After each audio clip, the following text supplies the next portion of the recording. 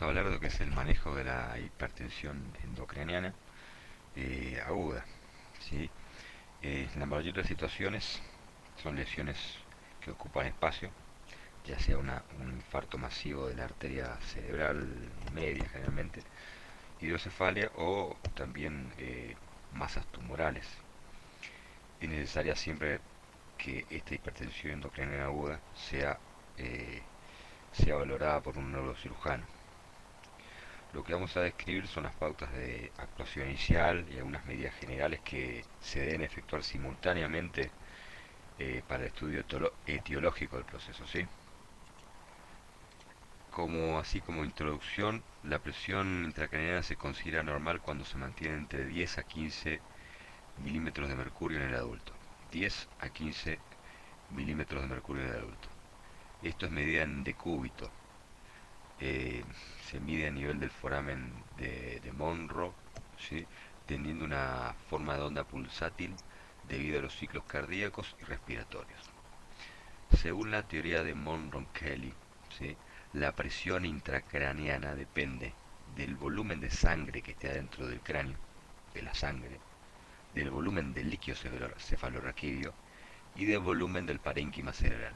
Si se produce un aumento de alguno de estos, inicialmente se desencadenará un mecanismo compensatorio en la compliance, de reducción del volumen de los otros, ya sea del líquido cefalorraquídeo, del volumen del parénquima cerebral o del volumen de la sangre intracraneana, ¿sí?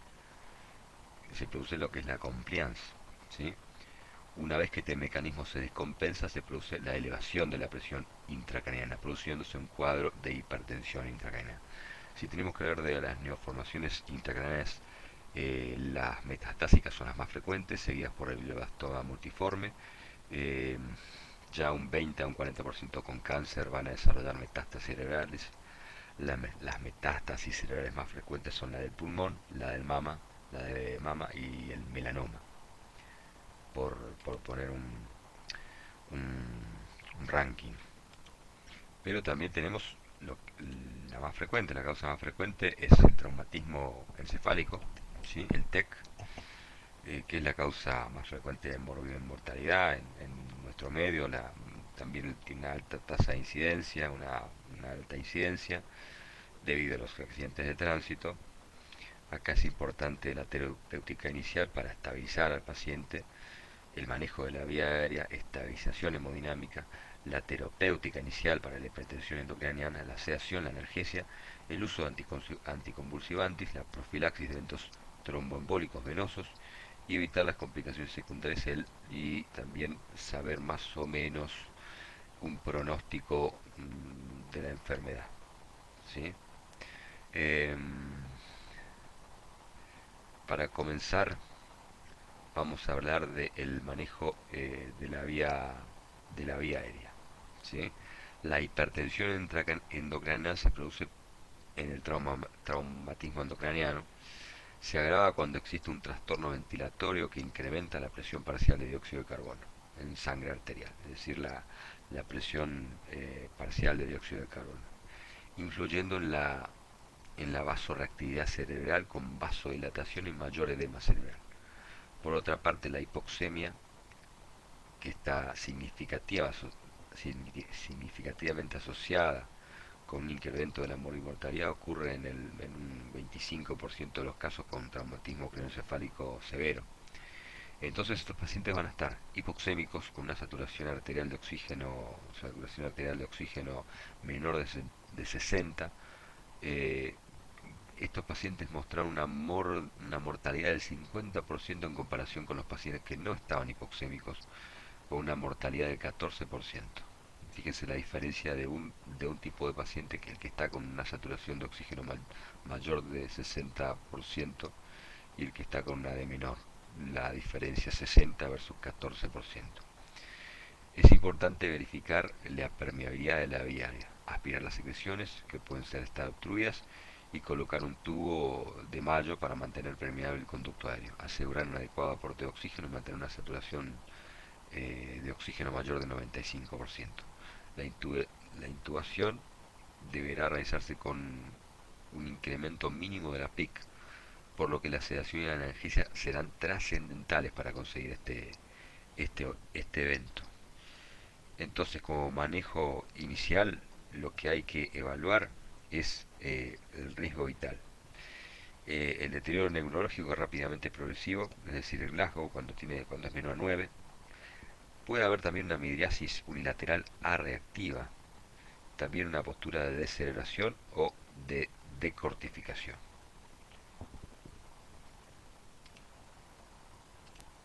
La postura cerebral de decortificación, acá hay una flexión, va a tener primero los brazos, hay una flexión rígida de los brazos, ¿sí? Esta es la de decortificación.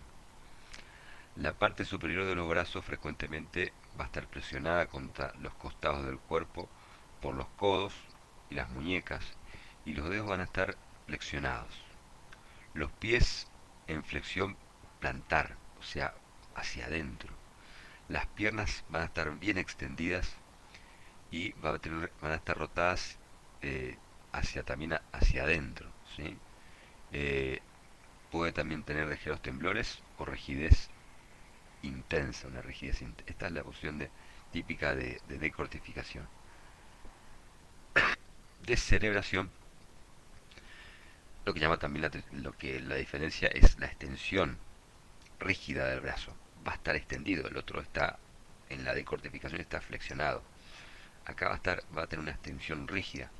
Los brazos van a estar totalmente eh, extendidos, ¿sí?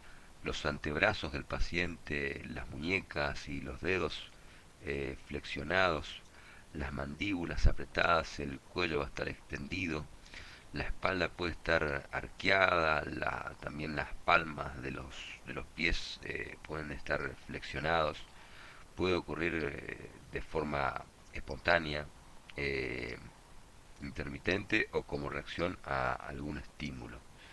Eh, cualquiera de estas posturas, tanto la de deceleración como la de cortificación, eh, tienen más o menos las mismas causas. Se habla de que la postura corporal de descerebración anormal implica mantener extendidos los brazos. Hablamos de la descerebración. Vamos a hablar primero de la decortificación. La postura de descortificación es una postura normal, en la cual una persona está rígida, con los brazos flexionados, con los puños cerrados y las piernas derechas. Los brazos están doblados hacia adentro del cuerpo y las muñecas y los dedos están doblados y sostenidos sobre el pecho. Este tipo de postura es un signo de daño grave del cerebro. Las personas que padecen esta afección deben conseguir atención inmediata, ¿sí? Hay que considerar la postura de cortificación como un signo de una rotura nerviosa entre el cerebro y la médula espinal. Aunque es grave, generalmente no es tan seria como la postura de descerebración, ¿sí? La postura puede ocurrir en uno o ambos lados del cuerpo. Las causas son más o menos, como les dije, las mismas: sangrado dentro del cerebro, un tumor cerebral, un traumatismo craneal, un aumento de la presión intracraneal por cualquier causa, una ACV o un empeoramiento de la función cerebral, como ocurre a raíz de un daño hepático, infecciones del cerebro y otras causas. Con respecto a la descerebración, es una postura, como les dije, anormal, que implica mantener extendidos los brazos y las piernas, los dedos de los pies apuntando hacia abajo, ¿sí? Apuntan hacia abajo. Eh, Además de apuntar hacia abajo, la punta de los dedos del pie, ¿sí? El pie que va a estar apuntando hacia abajo, la cabeza y el cuello van a estar arqueados hacia atrás. Los músculos se tensionan y se mantienen rígidos. Este tipo de postura por lo general significa que ha habido un daño también general, un daño grave. Acá lo que hay que considerar es la causa más frecuente de la postura de descerebración es una lesión cerebral grave, es el opistótonos, un espasmo muscular grave de cuello y espalda, y que puede ocurrir en casos graves de postura de descerebración. La postura de descerebración puede ocurrir en un lado o en ambos lados o solo en un brazo. Puede alterar con esto puede alterar la postura típica de decortificación. Una persona también puede tener postura de cortificación en un lado del cuerpo y una postura de deceleración del otro lado del cuerpo.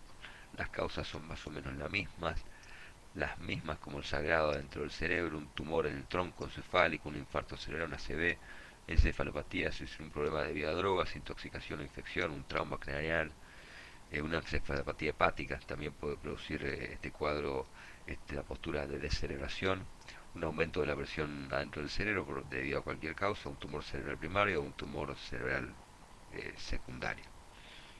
Eh,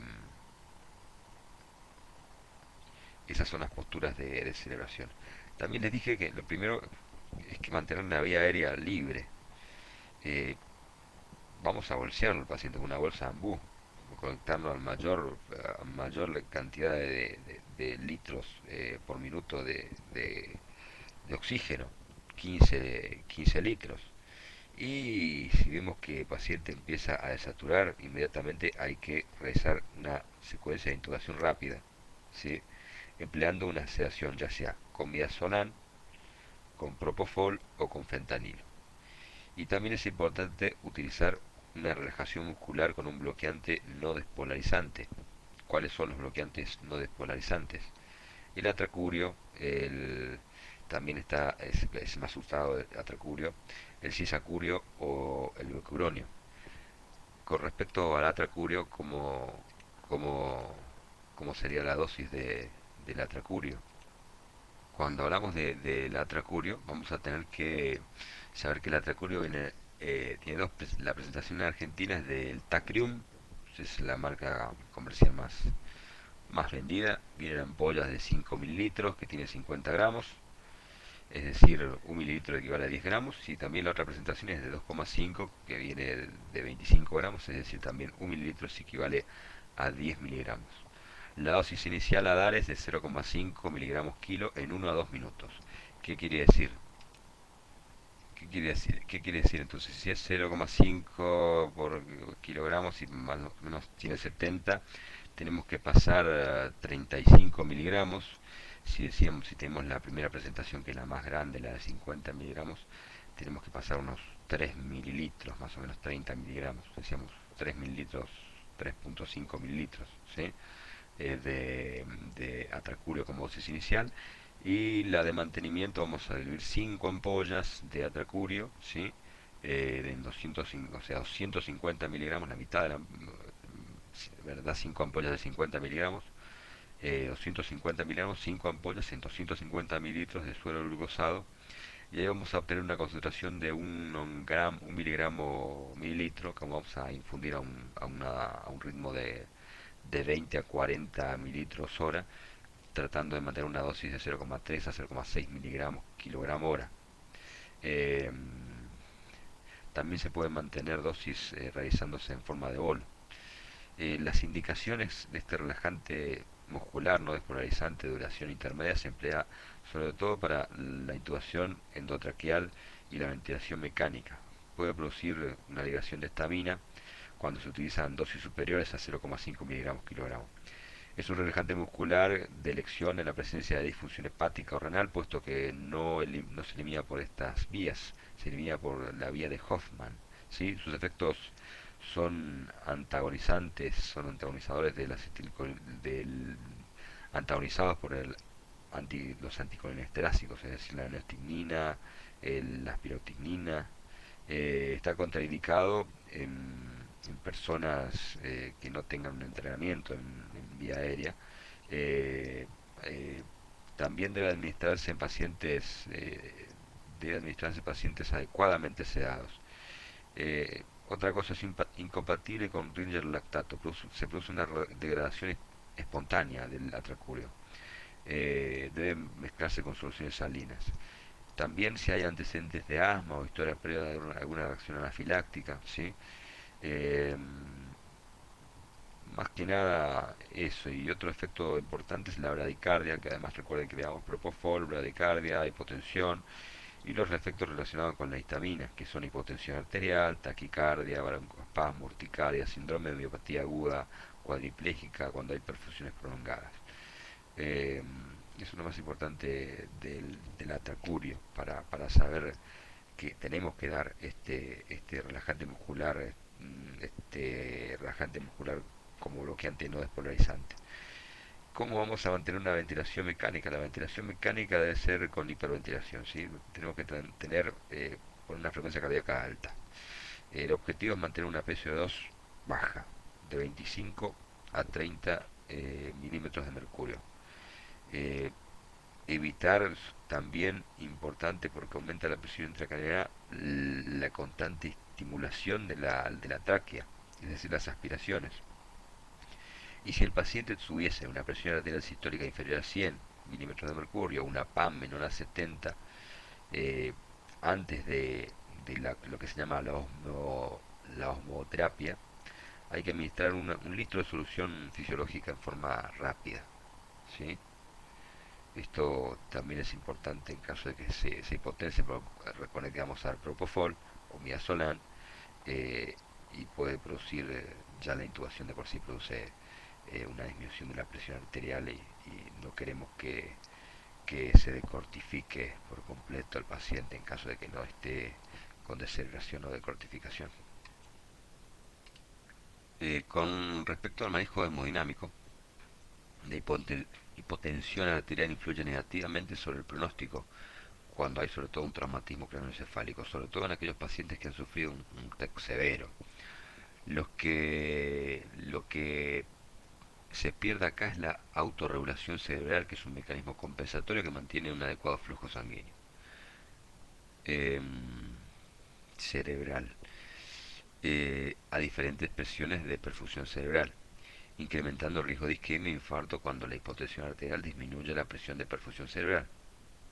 No importa. Según un estudio que se hizo en Databan, el Trauma y Coma Databan, los pacientes con traumatismo craneoencefálico y presión sistólica menor a 90 milímetros de mercurio tienen una mayor mortalidad y el doble de mortalidad que los pacientes sin hipotensión. Igualmente, los episodios repetidos de hipotensión y de oración de estos tienen un fuerte efecto sobre la mortalidad. Por eso los pacientes tienen que tener una presión arterial mayor a 90, sistólica mayor de 90 milímetros de mercurio, ¿sí? Los cristaloides y los coloides son útiles para mantener una adecuada presión arterial. En los estudios randomizados doble ciego multicéntricos se reportó una eficacia que 250 mililitros de solución salina hipertónica como fluido inicial de la resucitación para incrementar la presión arterial en pacientes con TEC e hipotensión fue buena, ¿sí? Se reportó una eficacia solamente con 250 mililitros de solución hipertónica. Es recomendable mantener presiones sistólicas por encima de 90, aunque no hay estudios que avalen esto. Es preferible referirse a presiones arteriales medias que directamente a lo que es la PCP, que es la presión de perfusión cerebral, ¿sí? Manejo de la PAM. Con respecto al manejo inicial de la hipertensión endocraniana, eh, acá vamos a empezar a hablar del tratamiento temprano y de los diuréticos osmóticos como el manitol y la solución salina hipertónica, que han demostrado su eficacia para disminuir la PIC y mejorar la presión de perfusión cerebral, y la FSC, que es el flujo sanguíneo cerebral, ¿sí? Aunque todavía no es muy claro el mecanismo de los efectos del manitol, es probable que se deba a su efecto expansor plasmático, reduciendo el hematocrito, aumentando la, deform, la deformabilidad de los glóbulos rojos y de esta manera reduciendo la viscosidad de la sangre. Todo esto lo cual incrementa la FCC, que es el flujo sanguíneo cerebral, aumentando el flujo sanguíneo cerebral y la entrega de oxígeno al cerebro. Otro posible mecanismo que se estableció para, eh, para el uso del manitol es que es el establecimiento de una gradiente osmótica entre el plasma y la célula. Sin embargo, debe tenerse una precaución con el uso del manitol en pacientes hipotensos y con una enfermedad renal preexistente o con el riesgo de desarrollar insuficiencia renal. Es recomendable la administración de bolos intermitentes de manitol en alicuotas, como se dice, ¿sí? En vez de una infusión continua, aunque no hay estudios que sostengan esta teoría. Un estudio randomizado que se hizo controlado para comprobar el manitol con barbitúricos para el control de la PIC elevada en pacientes con TEC demostró que el manitol fue más efectivo, mejorando tanto la presión de perfusión cerebral como la PIC y la mortalidad, aunque la evidencia es clase 3.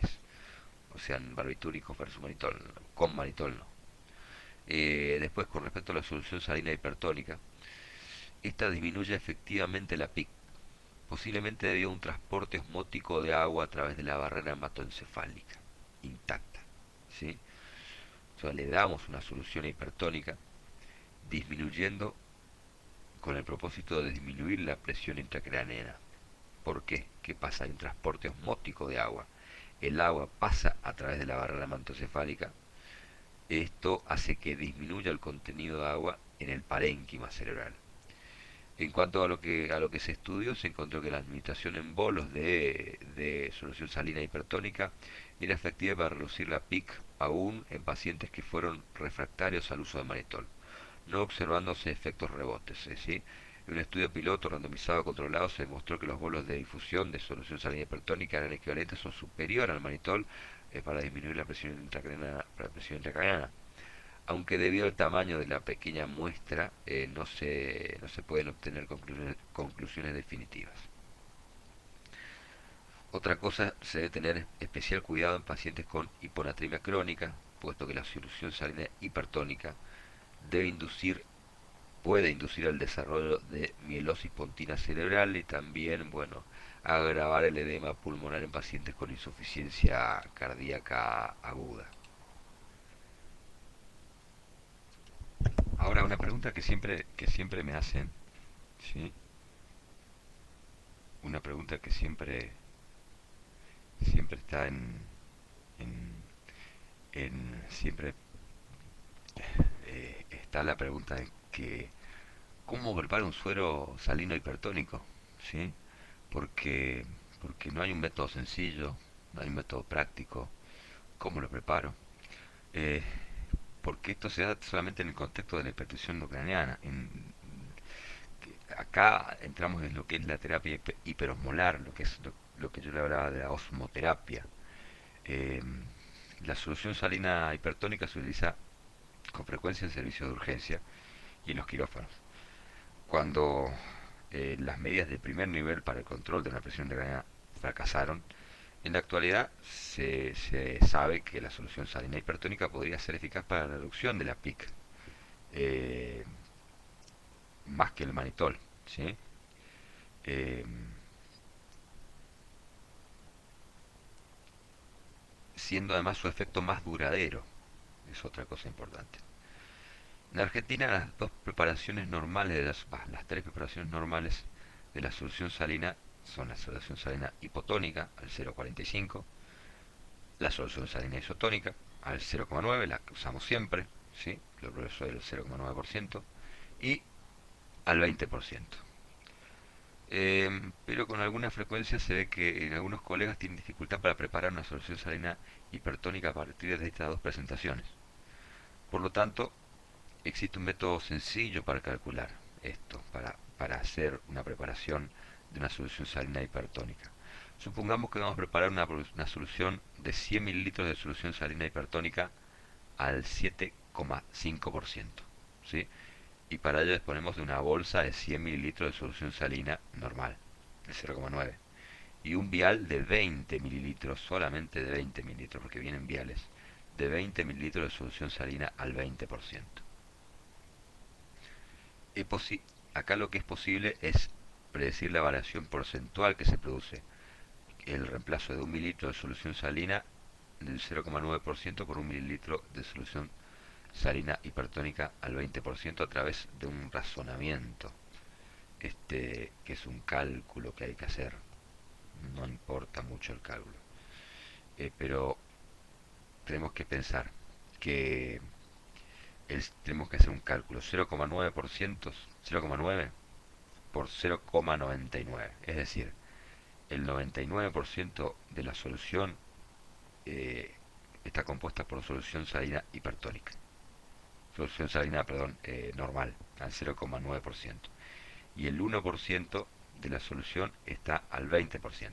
Entonces el cálculo sería 0,9 por 0,99 y el 20 más, ahí se cierra paréntesis, más 20, que son el 20% al 0,01. Esto nos da un resultado de total, si hacemos la suma, de 1.09 0910, ¿sí? Por ciento. En otras palabras, el porcentaje de suelo salino en nuestra solución habrá aumentado un 0,19%. Es decir, vamos a tener una solución salina de, en 100 mililitros nada más, de casi 20%. Al multiplicar la ecuación por el volumen total de la solución obtendríamos 0,19,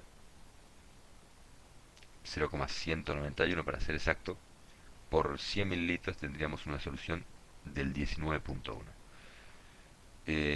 Nótese, hay que notar que esta variación se corresponde exactamente con la diferencia porcentual entre las dos soluciones, ¿sí? 20 menos 0,9 da 19,1. Ahora bien, para reemplazar un mililitro de solución salina hipertónica al 20% de una bolsa de 100 mililitros de solución fisiológica al 0,9%, se produce un aumento de la concentración de 0,191% de nuestra solución, para producir un aumento porcentual del 6,6, es decir, de 7,5 menos 0,9%. ¿Cuántos mililitros de solución salina al 20% se requiere? Acá hay que hacer un cálculo donde un mililitro de solución salina al 20% es igual a 0,91, y ahí hay que hacer una regla de 3 simple, donde nos va a dar un resultado de 34 mililitros, o lo que es lo mismo, eh, podemos dividir 6,6 dividido 19,1 por 100, nos va a dar 34,56 mililitros. ¿Qué quiere decir todos estos cálculos? Es decir, que para preparar una solución de 100 mililitros de solución salina hipertónica al 7,5% es preciso añadir 35 mililitros de solución salina al 20% en 65 mililitros de solución salina al 9%. Por esto quiero que se quede, ¿sí?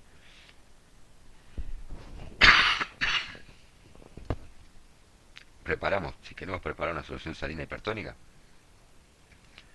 100 mililitros vamos a sacar de la solución salina hipertónica, ¿sí?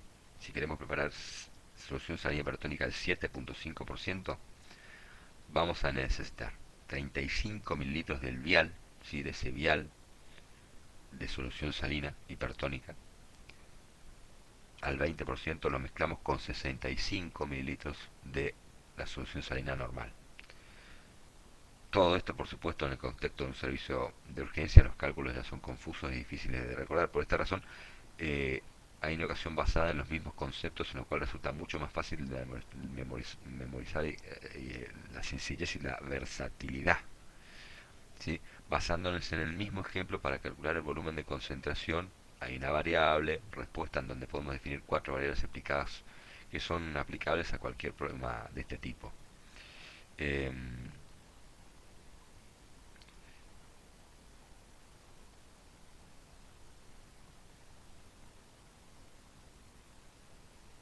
Donde así vamos a tener un BT, que es vamos a tener los símbolos de concentración menor, concentración mayor, concentración objetivo y el volumen total, ¿sí? Así es reemplazar la ecuación. En 6 tendríamos que hacer todos estos cálculos, nos interesan. Este modelo de ecuación resuelve de una forma práctica y versátil el problema de preparar cualquier sustancia a una determinada concentración a partir de dos concentraciones diferentes con un volumen total determinado. El mismo razonamiento es aplicable a la concentración objetivo y puede demostrarse con los siguientes ejemplos que vemos acá. Vemos una solución salina normal al 3%. No interesa. Lo que interesa es que recuerde solamente que para preparar una solución salina hipertónica 100 mililitros porque el vial es muy pequeñito. El vial que tiene que tiene el vial que tiene la solución salina es muy pequeñito, es solamente un vial de 20 mililitros, cuando nosotros vamos a necesitar 100 mililitros, ¿sí? Eh, y tenemos que preparar esta solución salina hipertónica al 7.5% de, comparado con la solución salina del 0,9% de cloruro de sodio, ¿sí? Vamos a mezclar 35 de la solución salina hipertónica con 65 de la solución salina normal. En esos 100 mililitros lo podemos, lo podemos medir, ¿sí?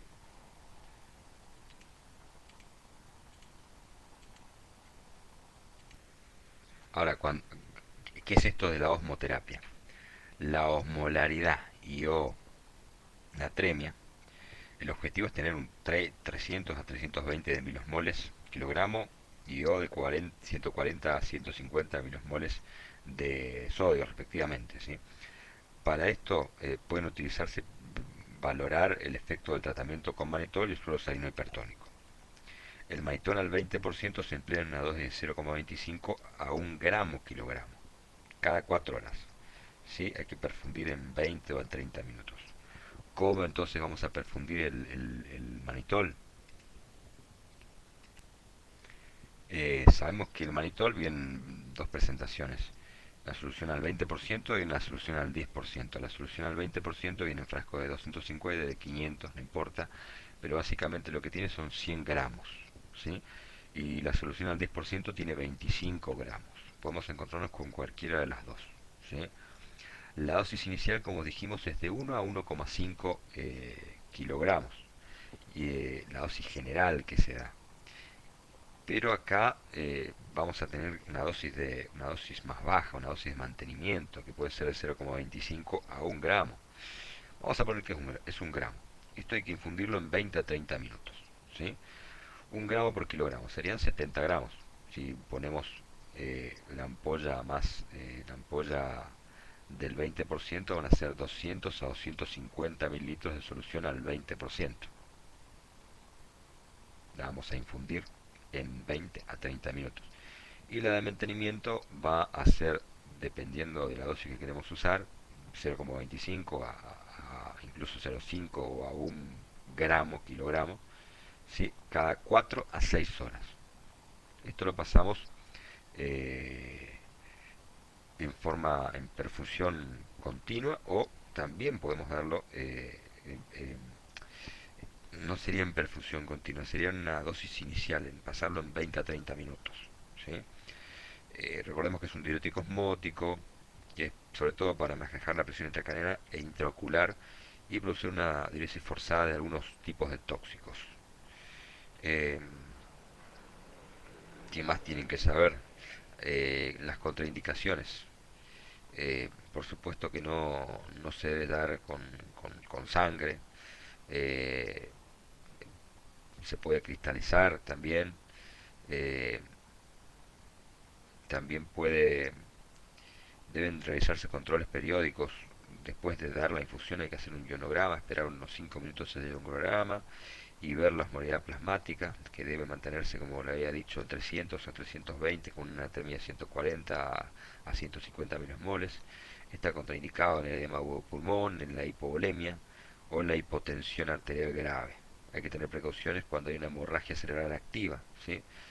Que puede causar una hipertensión endocrinal de rebote. Eh, También hay que tener cuidado cuando se utiliza con otros diuréticos, otras drogas nefrotóxicas en la sepsis y en la falla renal ya preexistente. Entonces, infundimos el manitol al 20%, ¿sí?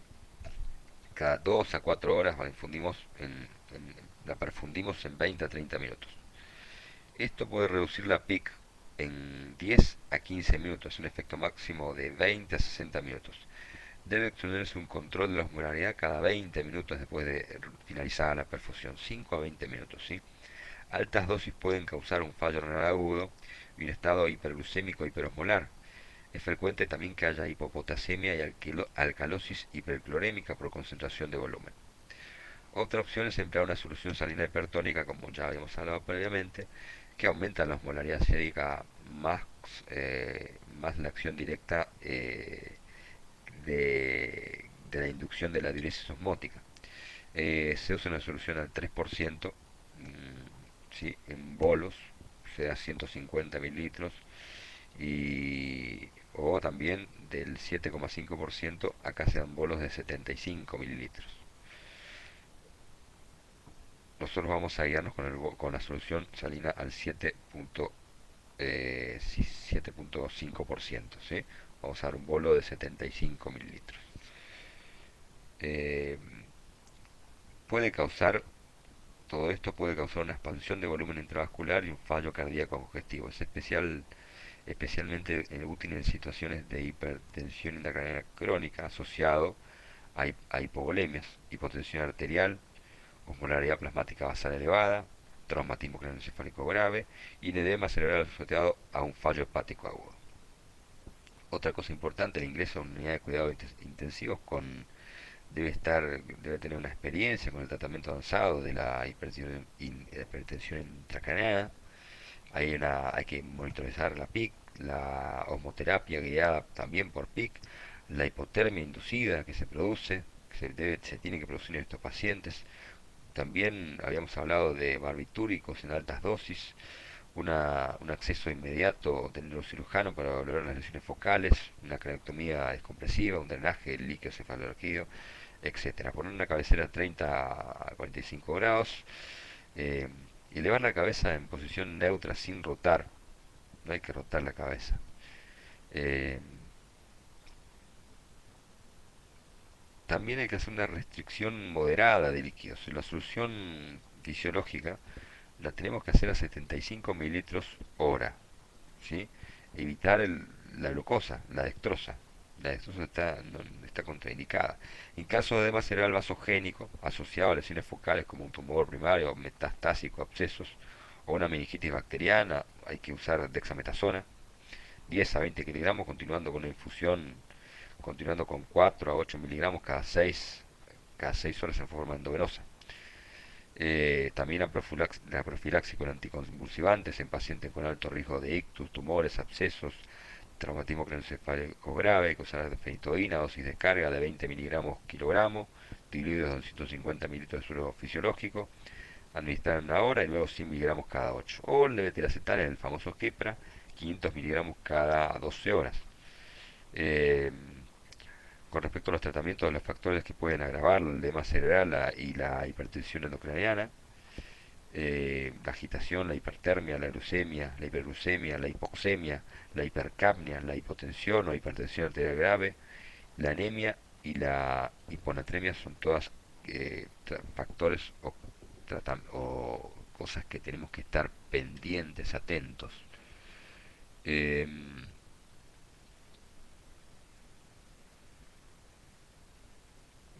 ¿Qué más? ¿Qué más podemos hablar? Eh,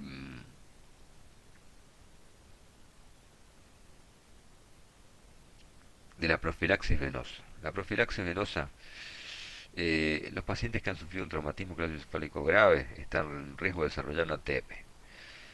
Una revisión que se hizo, se llama Knudson, ¿sí? Colaboradores, vio que en el National Trauma Databank se encontró que hasta un 20% del riesgo de desarrollar una trombosis venosa profunda en pacientes con traumatismo craneoencefálico grave sin tratamiento profiláctico. Por otra parte, Page en Pennsylvania Traumas Outcomes Study reportó una incidencia de 0,38% de tromboembolismo pulmonar en pacientes con TEC hospitalizados. Para profilaxis de tromboembolismo pulmonar y TEC se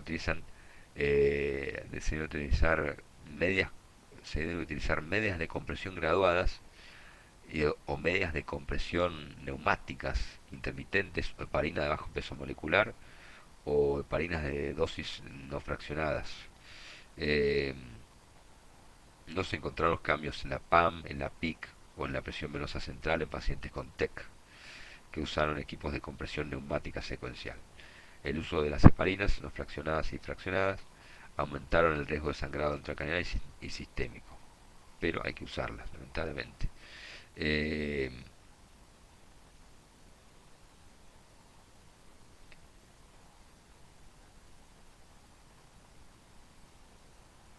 Conclusión, vamos a las conclusiones. Las medidas terapéuticas mencionadas son todas aplicables al inicio, cuando el paciente es admitido en el centro hospitalario, y se dan de gran ayuda para estabilizar al paciente que ha sufrido un TEC grave, mejorando el pronóstico de la enfermedad. Es importante realizar exámenes auxiliares necesarios que incluyen una tomografía espinal multicorte, ¿sí? En busca de lesiones con efecto de masa que requieren una evaluación quirúrgica. Es conveniente también luego de la esterilización inicial que el paciente sea transferido a una unidad de cuidados intensivos donde se iniciará un soporte intensivo del paciente con TEC, el que incluye un soporte ventilatorio, un soporte hemodinámico, monitoreo de la presión intracraneana, saturación de oxígeno del bulbo yugular, monitoreo del electroencefalograma, de potencial isocado, monitoreo de un Doppler transcraneal, abordando los aspectos controversiales como la hiperventilación controlada, la hipotermia terapéutica y otros aún experimentales como la microdiálisis cerebral.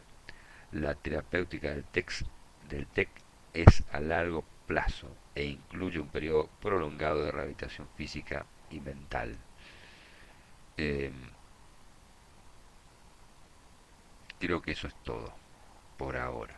Después vamos a hablar de la clasificación de los traumatismos craneoencefálicos. Hay una clasificación que habla de trauma coma databank, donde habla de cómo son las lesiones, cómo las podemos clasificar dependiendo de, de las medidas que hacemos. Por ejemplo, las clasificamos en uno 2 3 4 dependiendo de la lesión. Se habla de lesión encefálica difusa, donde las lesiones no tienen lesiones visibles en la tomografía. Después una lesión encefálica difusa tipo 2 o grado 2, donde las cisternas están visibles, pero hay un desplazamiento de la línea media de 5 milímetros, con lesiones hiperdensas o mixtas menores de 25 milímetros. Ya en la lesión encefálica difusa tipo 3, las cisternas están comprimidas o ausentes, ¿sí? Ya la lesión puede ser hiperdensas o mixtas y siguen siendo menores de 25 mililitros, ¿sí? No hay muchos cambios, pero las cisternas ya están comprimidas, a diferencia de la lesión encefálica difusa tipo 2, donde las cisternas eran visibles, acá están comprimidas o ausentes. Y en la lesión encefálica tipo 4 ya hay un desplazamiento mayor de la línea media de 5 mililitros, con lesiones hiperdensas mixtas que pueden ser menores de 25 mililitros. Y después hay una lesión evacuada, que es cualquier lesión tipo evacuada, que lo evacúan a través de la cranectomía. Y hay lesiones no evacuadas, que son lesiones hiperdensas mixtas mayores de 25 mililitros, que no están evacuadas quirúrgicamente aún. Esto por ahora. Ahora pasamos a la segunda parte, donde vamos a ver